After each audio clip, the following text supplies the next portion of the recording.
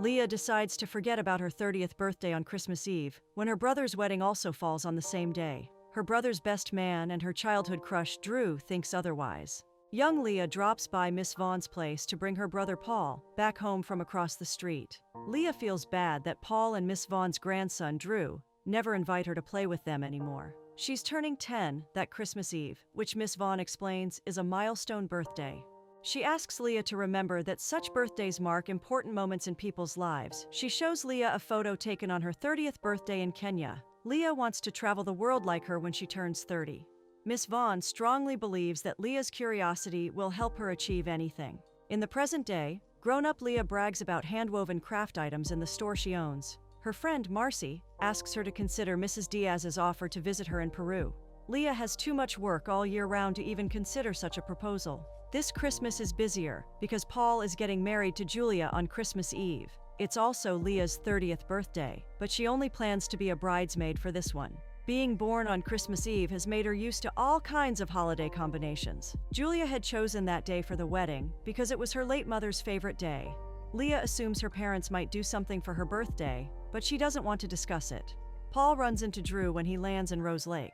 The airline has lost Julia's garment bag with her wedding dress. She bought it from her mother's favorite designer and has flown back and forth for the fittings in London. She even signed them up for a medical conference in London, so it coincided with the date she could bring the dress back. Julia is truly heartbroken because the airline also lost the bag with her other clothes and wedding gifts.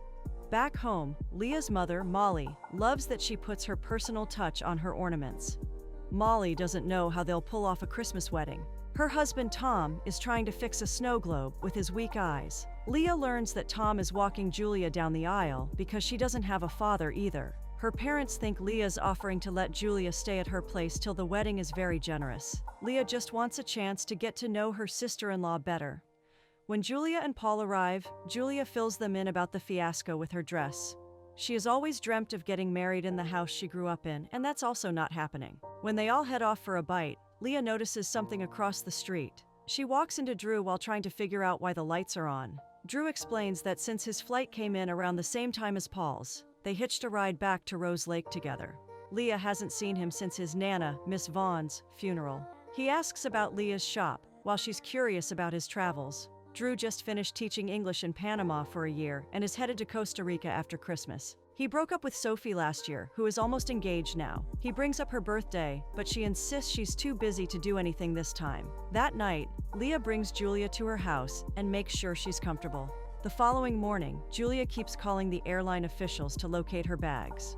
While she's at it, Paul asks Leah to sneak out without letting Julia know.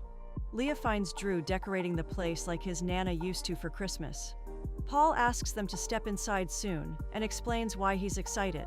A few months ago, Julia's childhood home in Buffalo Grove, which is 15 minutes from their place, came up for sale. It wasn't available till his realtor, Caroline, informed him this morning that it was back in the market. He has bought the house without informing Julia and wants the wedding there in 2 weeks. Molly thinks it's too much work, but Paul is sure they can just redirect the vendors to another location. Since the house also needs repairs, Drew offers to help with that.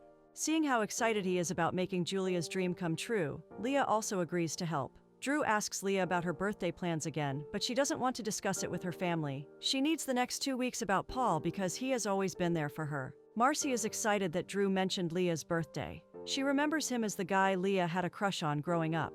Marcy thinks she should celebrate this milestone birthday, but Leah already feels bad about her life. Her parents were practicing medicine by her age, while Paul and Julia were also successful doctors. Even Marcy and her wife Kendra are successful in their career with twins to take care of. This makes Leah feel like she should have achieved more by now and traveled the world. Marcy knows Leah only hasn't traveled because of her fears. She urges her to have a discussion with her dad soon about it. Paul asks Drew to meet him at the new house for the repairs with their friends, Toby and Jalen. He's hoping Leah can keep Julia distracted in the meantime. Paul wants to focus on the gazebo, which was Julia's favorite part of the house. He hopes that Drew will also find a woman one day who makes him do such crazy things for her. Leah drops by her folks' house and informs them about all the vendors she has contacted. She doesn't let Tom eat the frosting because she thinks it's bad for his heart. Drew drops by with plans to take some supplies to the new house. When Julia hears him mentioning that, Drew covers it up by explaining that he's selling Nana's house. When Leah confronts him about it, Drew admits that he has been planning to sell it for a while. Since he doesn't stay in Rose Lake for years, there's no point in keeping it. Leah looks upset because it has nostalgic value for her. Drew brings the topic to her birthday again. He wants to make sure he celebrates it because her family has always been very kind to him.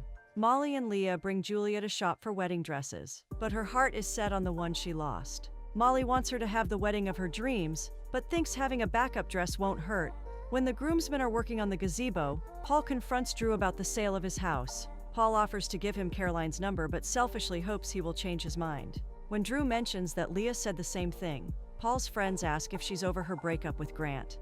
Paul refuses to reveal anything because he doesn't want any of his friends dating his baby sister. Drew sets up a meeting with Caroline, after which Leah drops by. For her first birthday celebration, he wants to give her the chance to decorate his house with him. Leah gets excited about Nana's old tree and the ornaments. When they're done, Leah notices an old school project that Drew found recently. He planned to bring people from different schools across the world to Rose Lake for a conference. He discussed this idea with Miss Vaughn, who loved traveling but also wanted to bring pieces of the world back to their town. Leah has discussed this with Nana too. When he left for college, Nana inspired her to open her shop by bringing pieces of the world there. Their hands touch as they continue chatting, but Leah changes the topic to the repair work in Paul's new house. Paul has given them an errand at the flower shop, which is where they decide to head next. Leah and Tom are out on a run when he notices a message from Drew. Leah clarifies that she's running errands with him for Paul. Tom thinks Drew might not sell the house now that Paul is also shifting back. Leah, on the other hand, is convinced that he's more likely to keep traveling and settle down somewhere far away. At the flower shop, Leah remembers a historical fact about poinsettias. Drew remembers all her stories from childhood and thinks she must have a lot more from her travels. She clarifies that her store has stuff from all over, but she buys it at trade shows in the States. She seems hesitant to discuss why she doesn't travel. For her next birthday excursion, Drew brings her for a carriage ride. She recalls the first time she saw Drew in town when he was upset about his parents' divorce. Drew remembers how kind Leah's whole family was to him at that time. Julia starts getting suspicious when she learns that everyone has finished their wedding errands, and Paul keeps sneaking off to do some work. Drew asks Leah for dinner later, but she's working late that night. She needs the night off the next day to attend a fundraiser with Marcy and Kendra. She asks him to tag along, while he asks her to help with the gazebo the next morning. He's sure Paul's friends will love her company because Toby was asking about her dating status. Leah blames herself for Paul not wanting her to date his friends. She explains that Grant used to work with Paul as a doctor. A few years before that, she made travel plans with Marcy right after college.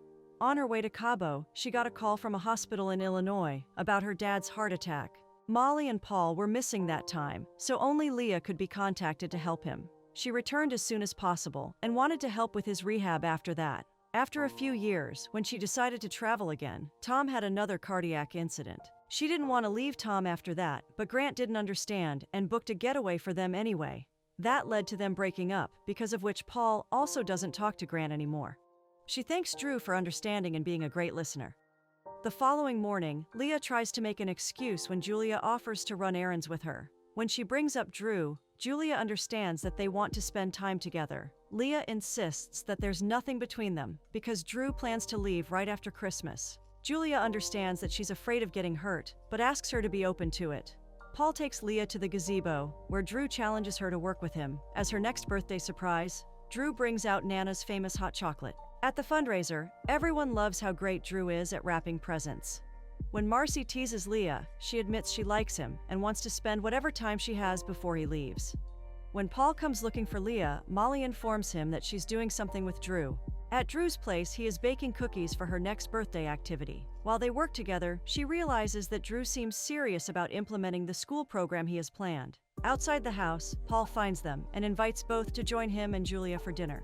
When Leah makes an excuse about work, Paul mentions that Julia will drop by the store to buy some gifts.